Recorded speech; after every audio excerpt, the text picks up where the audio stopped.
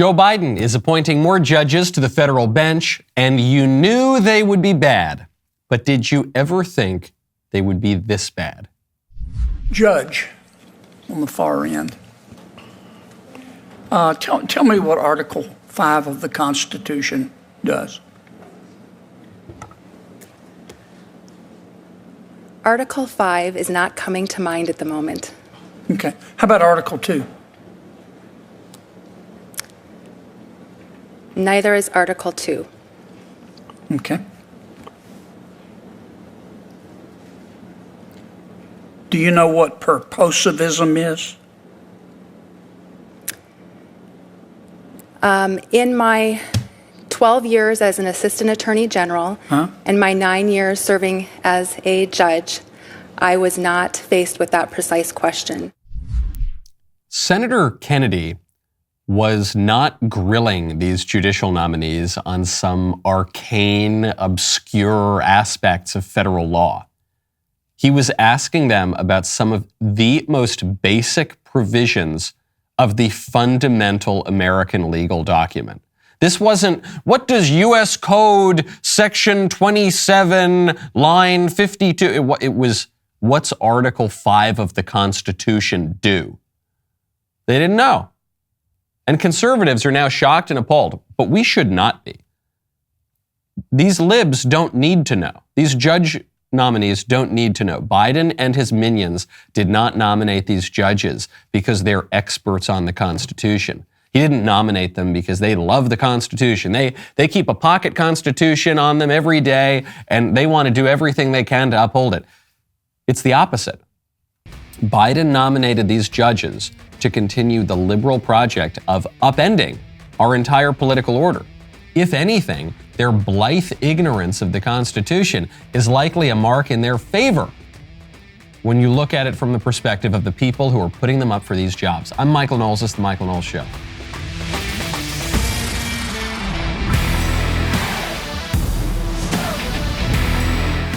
Welcome back to the show. My favorite comment yesterday is from Master Kiahi, who is reacting to that attack on Dave Chappelle, where those transgender protesters were throwing eggs at him. Master Kiahi says privilege is being able to throw eggs in this economy. So true. Privilege is being able even to eat eggs. Forget about wasting the eggs. Even to just buy a dozen eggs, that's a real privilege. Have you heard what the prices are for eggs lately? Have you talked to your friends around the country? Well, when you do want to talk to your friends around the country, you got to check out Pure Talk. Right now, head on over to puretalk.com. Use promo code Knowles. If one of your goals this year is to do business with companies who share your values, then check out Pure Talk. Pure Talk is the antidote to woke wireless companies. It is proudly veteran-owned, employs a U.S.-based customer service team, and absolutely refuses to spend money on fake news networks. Not to mention, Pure Talk's service is fantastic. They are one of the largest networks in the country. You can get blazing fast data, talk, and text for as low as $30 a month.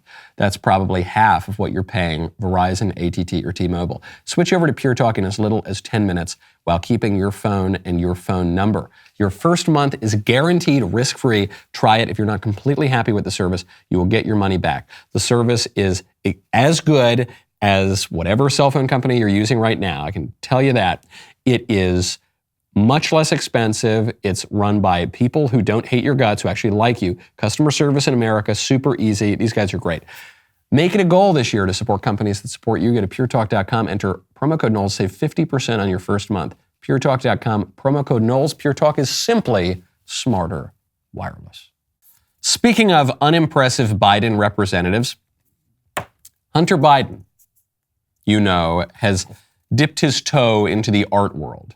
Hunter Biden's previous career was selling his father's influence in the American government to make oodles and oodles of money in Ukraine and China and from all sorts of nefarious and corrupt people who wanted to buy more influence in the American government.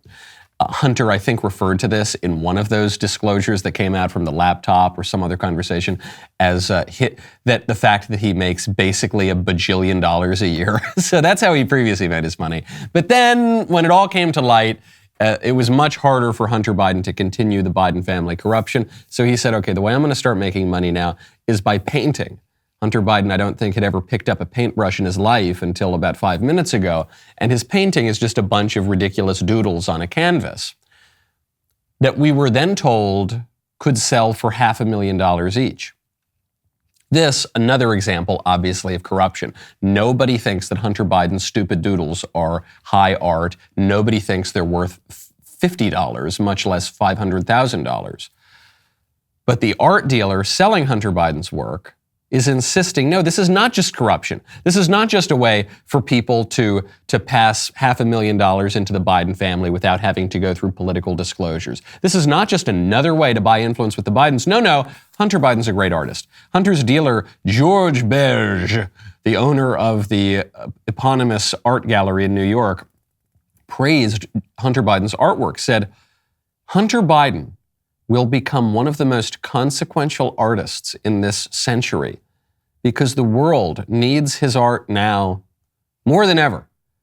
In a world that beats us down, we need art in our lives that reminds of the unrelenting divinity within each of us. And if you'll excuse me, I will get right back to the show. I just need to... Sorry. Oh, sorry. Okay.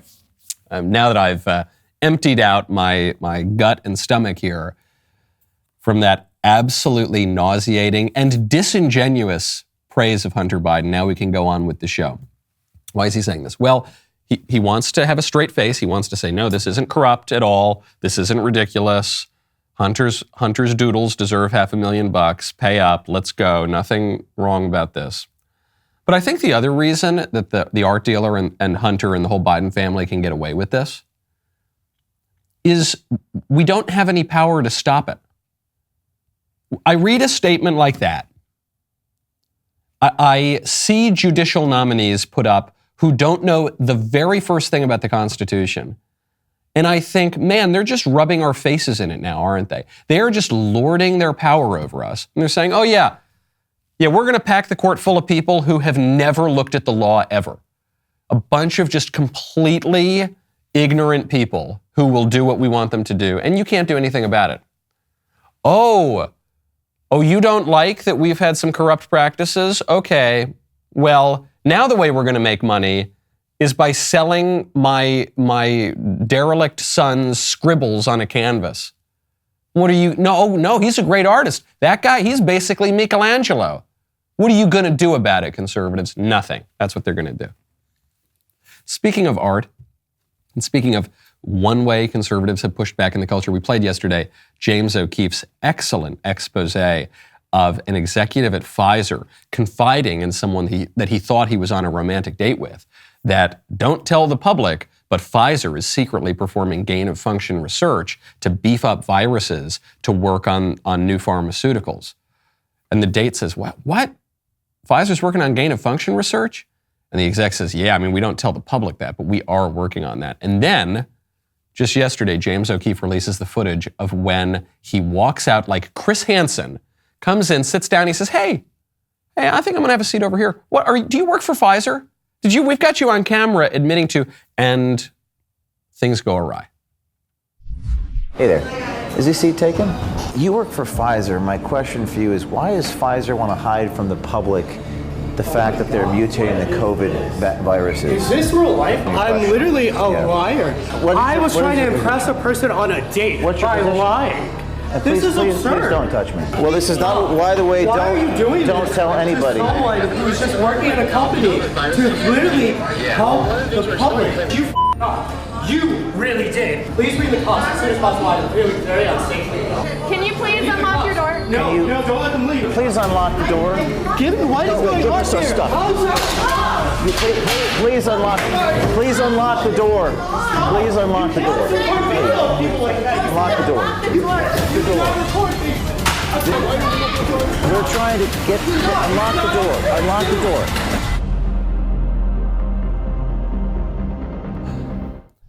That is the director of worldwide R&D, specifically on mRNA strategic planning. Those are the people who are behind the Fauci ouchie that has now gone into the arms of 5.5 billion people worldwide. This lunatic who's out on what he thinks is this date, and then he just loses it, starts getting violent, running around. Oh my gosh, is this real life? Oh my gosh. And then what's his excuse? This is my favorite part. The minute James O'Keefe says, hey, we just got you on camera admitting that Pfizer's doing gain-of-function research, he goes, I'm a liar. That's his excuse. I'm a liar. I was lying. And that's always what these guys do. This was just a modern-day version of To Catch a Predator, the Chris Hansen show that would get pedophiles. This is just that, hey, what are you doing here? Why don't you have a seat over there? What are you doing here? And instantly, what happens? All the time, the guys on the To Catch a Predator show who want to sleep with underage girls, they say, oh, I wasn't doing anything. No, I didn't come here to have sex. No, not at all. I was just lying in the chat. Oh no, all those logs you have of me talking to this girl about how I was going to come over and drive 12 hours and sleep with, I was just lying. It's the same excuse from the Pfizer exec. No, I was just lying. Well, the problem with that excuse is, if you are a liar, if your best defense is that you are a liar, then obviously I can't believe you now. And it's not just this Pfizer exec. This was Fauci's excuse. Do you remember? Fauci initially said, when COVID broke out, and the liberals at that time were downplaying it before they started overplaying it, Fauci said, there's no reason to wear a mask. There is no reason when the virus is spreading around for you to wear a mask out in public. Do not wear a mask. And then 5 seconds later, he says, you have to wear a mask everywhere all the time. Wear like 3 of them. What changed? Fauci admitted how he changed his mind. Or changed his rhetoric, because he didn't change his mind. He said, oh yeah, when I told you didn't need to wear a mask, I thought there'd be a shortage and I wanted to save them for my friends. But then I found out there wasn't a shortage, so I told you to wear them. So Fauci's excuse was the same excuse as the Pfizer exec, was the same excuse as the pedos on To Catch a Predator. I'm a liar. I'm a liar, don't believe anything we say. Okay. All right, guys. If that's what you want, I'll take your word for it. I have no doubt that you guys are big liars. Speaking of virality and social media, big news. I meant to get to it yesterday. We didn't have time. President Covfefe, El Donaldo himself, is back on Facebook. Meta, which is the parent company now for Facebook and Instagram and all the rest of it, they've announced, quote, we are bringing Mr. Trump back in the coming weeks with certain guardrails applicable to any public figures suspended for certain violations during times of civil unrest. The penalties and potential restrictions that we've put in place are a deterrent, and Trump could face another suspension if he keeps breaking the rules. Why are they letting Trump back? It's been years at this point. It's been 2 years. Why does he get to come back now? Elon put him back on Twitter, even though Trump isn't using his Twitter yet, probably because he has contractual obligations with Truth Social. But Elon put him back on, so maybe that puts a little pressure on Facebook. Trump is now a declared candidate for the presidency. I think that probably puts a little pressure on Facebook. But probably the biggest factor here is that the January 6th narrative fell apart. The reason that Trump was banned from social media, the reason that these oligarchs in Silicon Valley who work with but not totally through the government, they're this awful, blobby, public-private kind of partnership that does the bidding of the government's dirty work that they can't do for itself, but also is completely unaccountable to the people. The whole argument for banning Trump was that this guy led a violent insurrection, a near coup d'etat on January 6th. And that didn't happen. We know, because we've had 2 years of investigations into this, they told us Trump incited the insurrection. Well, we have the video. Trump says, be peaceful, don't be violent, go home. Okay, there goes that one. Well, nevertheless, the followers of Donald Trump, they were so violent, they killed people. They killed police officers. That's not true. The only person who was killed in political violence on January 6th was Ashley Babbitt. She was a Trump supporter in the Capitol, shot by a trigger-happy cop. Well, what about Officer Brian Sicknick? Officer Brian Sicknick died of natural causes after the January 6th riot. He did not die in any violence on January 6th, nor did any other cop. Well, they nevertheless, even if they didn't kill anybody, even if they weren't particularly violent, even if Donald Trump never incited anything, they were still leading an insurrection. Okay, then how come none of them were charged with insurrection? How come they were charged with trespassing? I mean, the prosecutors threw the book at these people. They threw them in solitary confinement for long periods of time. But they couldn't get a charge of insurrection because it didn't happen. So the whole thing just fell apart. The whole thing fell apart. So now they let Trump back on. I think there is one ulterior motive here.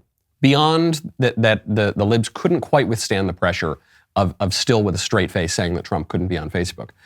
I think the other ulterior motive is the libs want a bloody GOP primary. And the thinking, back when they were trying to keep Trump off the ballot in certain places, back when they were trying to throw Trump in prison, I guess they're still trying to do that, back when they were keeping him totally ostracized from social media, the prevailing view was that Donald Trump, if he ran for president in 2024, would clear the Republican field. So there would be no challengers. He would be the nominee automatically. And so the libs were throwing everything they had at him. That no longer appears to be the case. Ron DeSantis, among others, seems to be building a pretty strong campaign for president. It's still Trump's race to lose. Trump is still way up in the polls, but DeSantis is posing a real challenge to Trump right now. Other people are saying they'll run too. Mike Pence is saying he's very interested in running. Nikki Haley says she's very interested in running. Tim Scott says he's very interested in running. So it just, no matter what you think of those people or Trump did not clear the field. And so now the Lib strategy has to switch, and they're going to want a more bloody GOP primary, which means they're probably going to be much more interested in allowing Donald Trump to be on platforms such as Facebook. In fact, you saw a similar principle just a couple of days ago with the Azov battalion in Ukraine. For years, the Azov battalion, which is filled with neo-Nazis in Ukraine, was banned from Facebook. Why? Because it's filled with neo-Nazis. But now, Facebook is on the side of Ukraine fighting against Russia. And so the enemy of my enemy is my friend, and the Azov battalion is one of the most powerful regiments in the Ukrainian military. And so Facebook says, okay, never mind, they're not Nazis anymore, or even if they are, they're like the good Nazis. Okay, we're going to let them back on Facebook. Why? So that they can attack Russia. Almost certainly there's a similar principle operating here with the social media companies allowing Trump back on. But we're not quite there yet. We're not at a 2024 nominee yet. We're not even totally into the primary yet. First, what has to be decided is who's going to lead the Republican Party, meaning the party apparatus, meaning the RNC, the National Committee. There's a fight right now between Ronna McDaniel, who has run it for about a dozen years now, and Harmeet Dillon.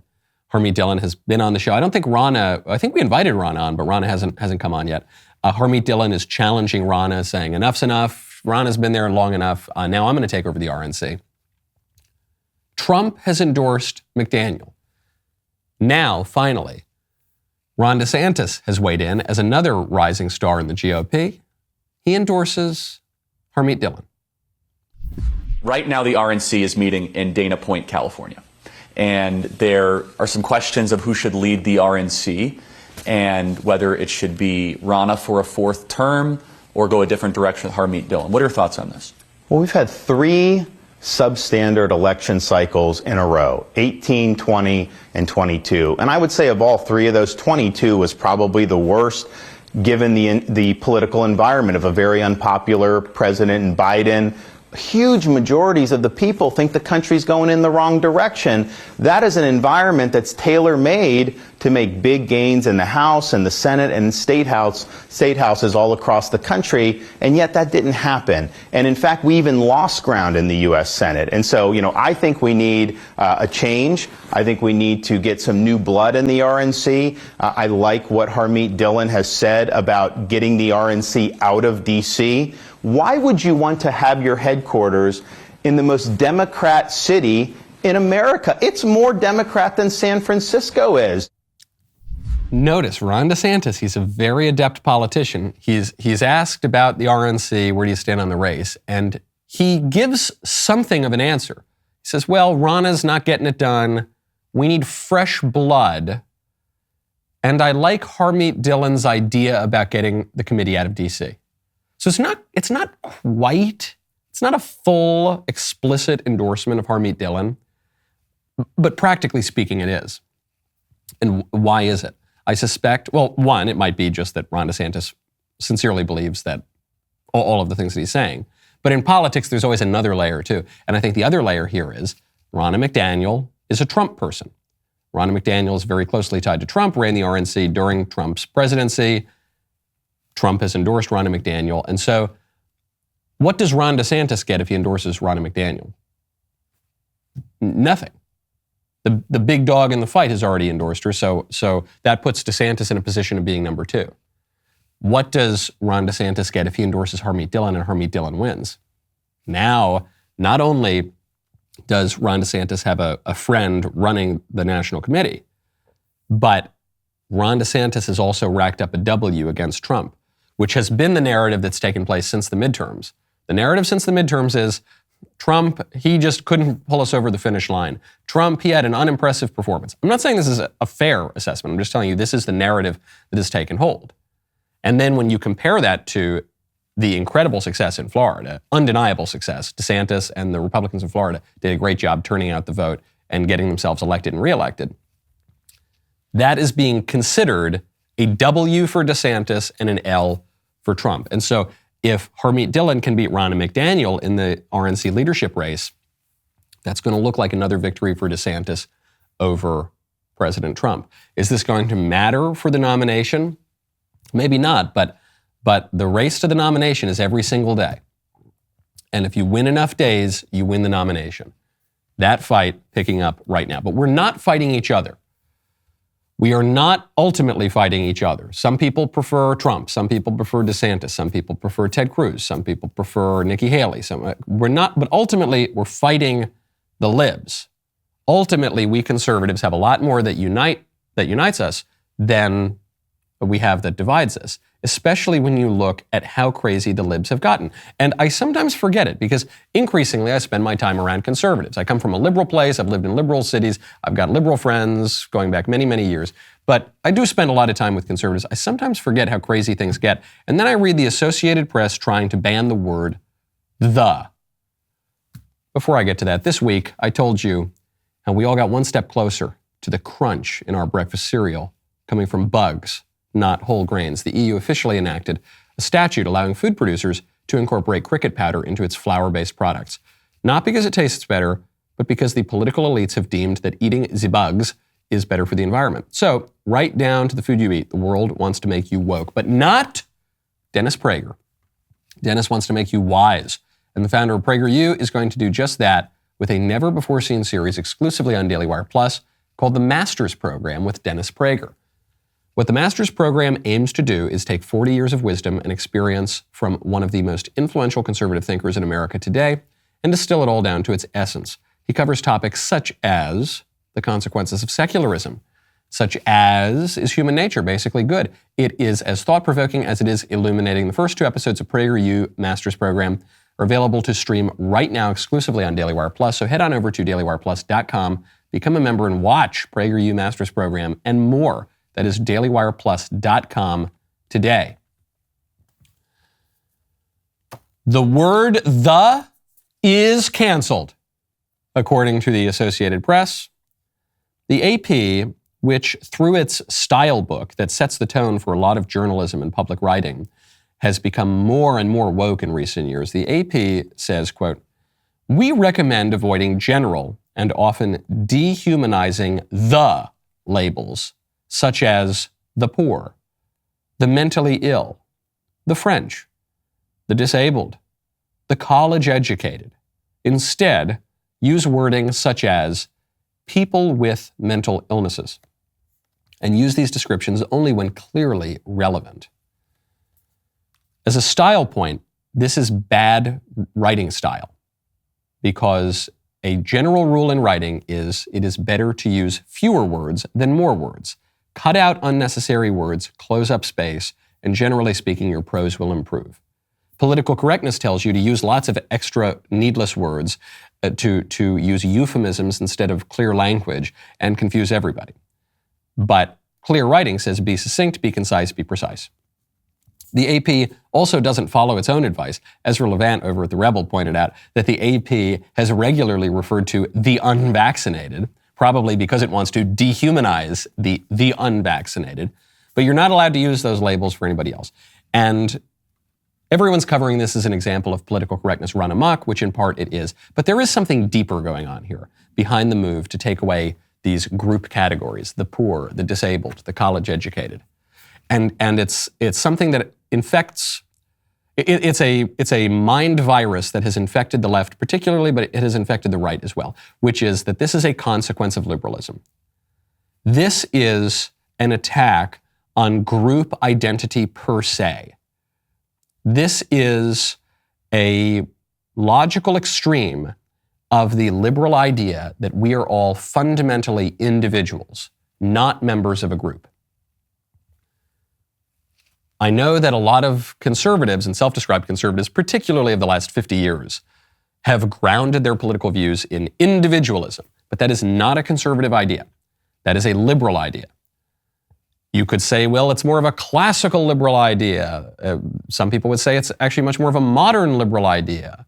The classical Enlightenment liberals who talk about the sovereignty of the individual, or the modern progressive liberals who talk about how we have ownership of our body, and if we want to chop off our body parts, that's all right, because we're individuals. We can't be defined by our social mores or our laws or our customs or even our families. No, by golly, we can't be defined even by our biological sex. No, sirree, we're individuals. Well, all that obsession with individualism, that is a lib thing. The conservatives believe, with the ancients, with Aristotle, with Christianity, with the greatest thinkers of all time, that man is not fundamentally individual, but man is a social animal. Man is a political animal, that we find our identity in society with other people, that we find our identity in our families, in our communities, in our duties and our obligations and our role in the world. The French, the college educated, the disabled suggests that people can be categorized in groups. Obviously, that's true. Obviously, there are distinctions between groups of all types of groups. The liberals don't want to admit that. They don't want to admit that there are such things as group characteristics, group behaviors, group dynamics. But obviously, there are, and you see it reflected. I mean, this is the entire point of my book, Speechless, Controlling Words, Controlling Minds, which is available now, #1 national bestseller. Where is it, guys? Get on the stick. Okay, fine. Good grief. We got producers sleeping over here today. And this is the whole point of my book, Speechless, is that the way that the libs win the culture most effectively and most consistently is not by passing big laws and not by having big flamboyant campaigns. It's by subtly changing our language to make us accept their incorrect premises before we even begin a debate. So if we say, okay, we're not going to use the anymore to refer to people, we are accepting the premise that people are fundamentally individuals, that groups have no shared characteristics, that groups are not a real and politically illuminating category. But of course, that is not the case. Speaking of journalism, great story right now out of BuzzFeed that has really proven old Nostradamus more and more correct every day this week, which is that we started off talking about how AI passed a business school test, business school exam. And that was the big headline. An AI chatbot passed a Wharton Business School exam. Wharton is probably the best business school in the country. And I said, it's not just going to be business school. You're going to see this for lawyers. You're going to see this for doctors. What happened? The very next day, headline, the AI chatbot passes or gets very close to passing bar exams and medical licensing exams. Okay, and I said, the takeaway from this is that the elites are going to tell you that automation and artificial intelligence and technology, that's going to get rid of lots of jobs. It's going to render whole segments of the population useless. The way that someone like Yuval Harari and others associated with the World Economic Forum describe this is they'll say, these useless people, these blue-collar workers, these unskilled workers, we're just going to apply them with drugs and video games, make them go away because technology is going to make them irrelevant. And I said, that's not true. In some limited cases, that might be true. But the real people that technology will render jobless, it's actually white-collar workers. It's actually managers who would go to business school. It's actually accountants. It's actually some lawyers, some doctors for certain basic programs. And now we're finding out that the people who need to go learn to code or go get another job, it's going to be journalists, because BuzzFeed has just announced that it will start using artificial intelligence to create content. Not just to curate its page and algorithms, but actually to create the articles that you look at on BuzzFeed. Our industry will expand beyond AI-powered curation feeds to AI-powered creation content. AI opens up a new era of creativity where creative humans like us play a key role, providing the ideas, cultural currency, inspired prompts, IP, and formats that come to life using the newest technologies. The coming industrial revolution. We sometimes hear this from the World Economic Forum types. Klaus Schwab, he'll say, "We are in the fourth industrial revolution."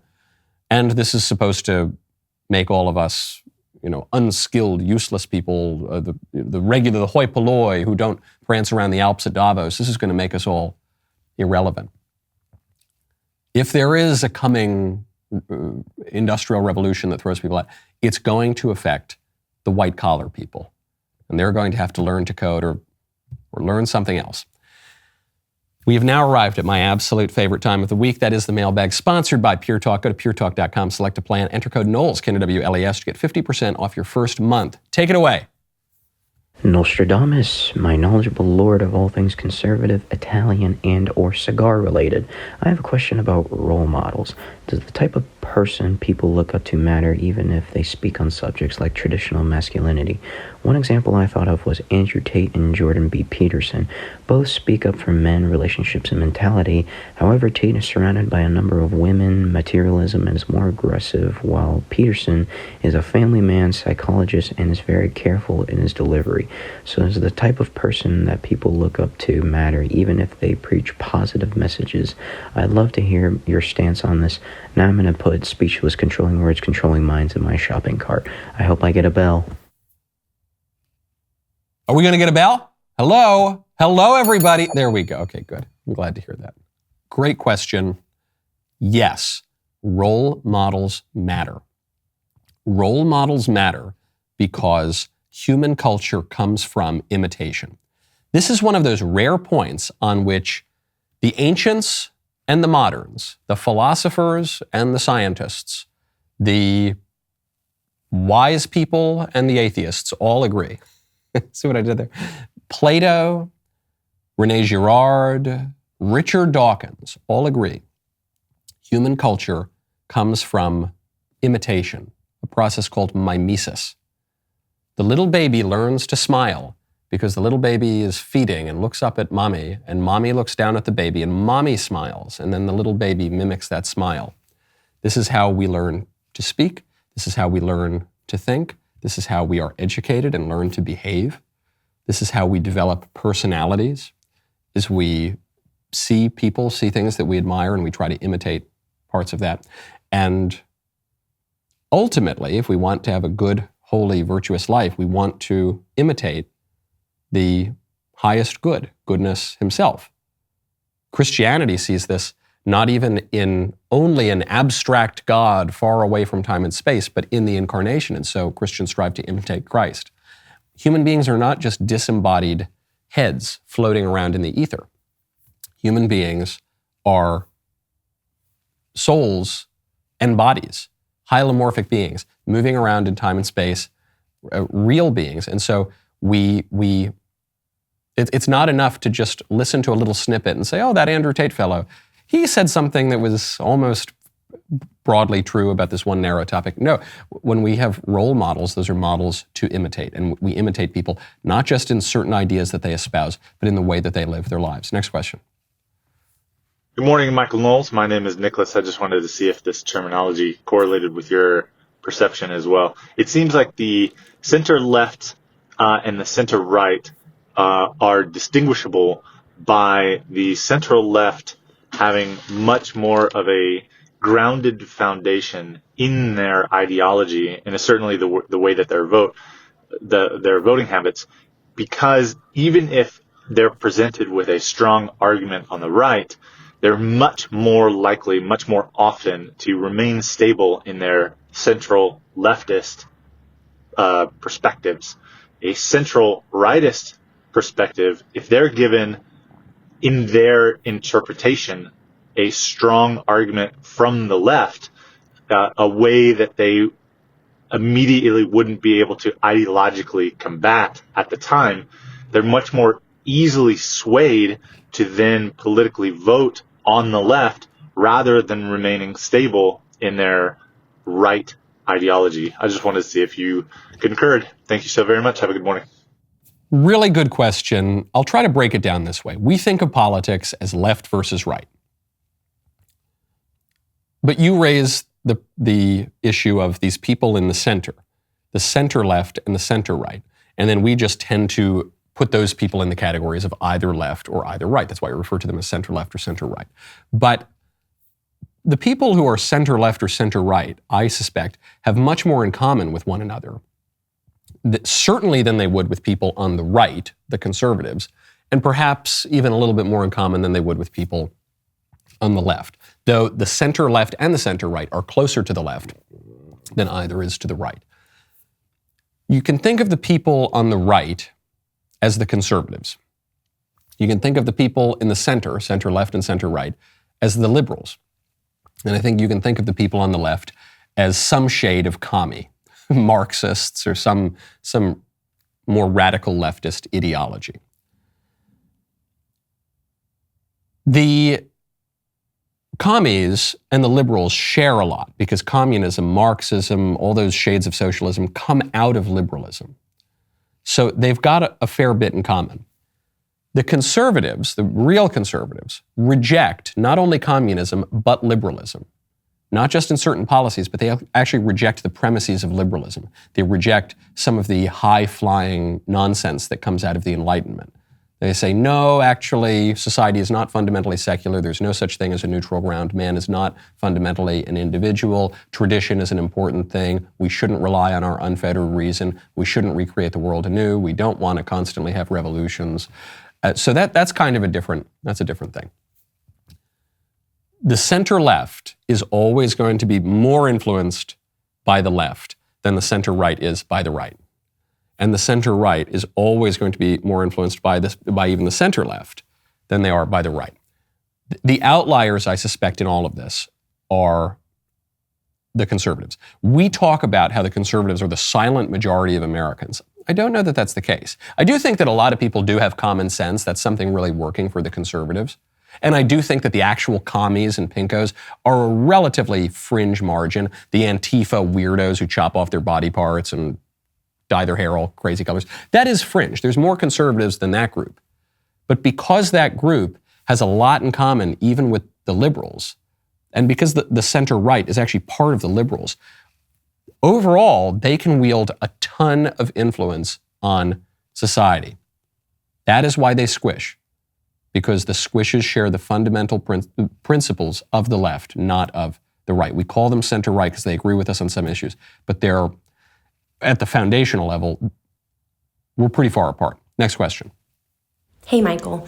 I've got a question about family planning. So my husband and I have 3 small children, and we're really not ready now or possibly ever to have a 4th, just financially speaking, the dynamics of our family, etc. So we're looking into our options, and I've kind of come to the conclusion that the birth control pill is not quite biblical. I mean, it seems like once the sperm and egg come together, life is already starting to happen, and now you're preventing it from implanting. So I went off of that months and months and months ago.